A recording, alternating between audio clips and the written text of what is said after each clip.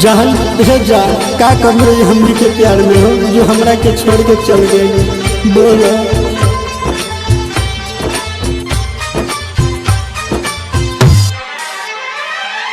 ओ जाने जहां बारू तू बेवफा, ओ जाने जहां बारू तू बेवफा, दिल तोड़ दिलू साथ छोड़ दिलू, अब जाई त जाई कहाँ। ओ जाने जहां बारू तू बेवफा, ओ जाने जहां बारू तू बेवफा, दिल तोड़ दिलू साथ छोड़ दिलू, अब जाई त जाई कहाँ। ओ जाने जहां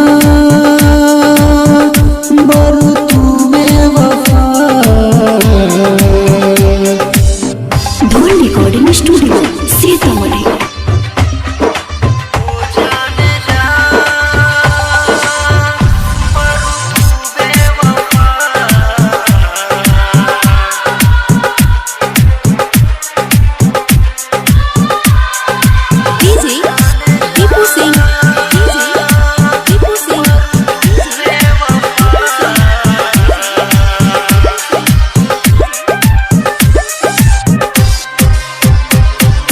दर्द बढ़ा के दूसरा के पाह के हंसतारी जान के दगा। जान जान साजी हमरे की कसम खेले। दर्द बढ़ा के दूसरा के पाह के हंसतारी जान के दगा। आवे ना अधीरतिया ले बोला काहे तू भइलू खफा।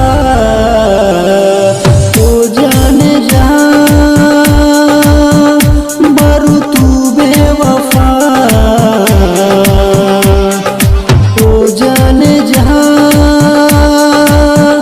बारू तू बेवफा। ढोल रिकॉर्डिंग स्टूडियो सीतामढ़ी।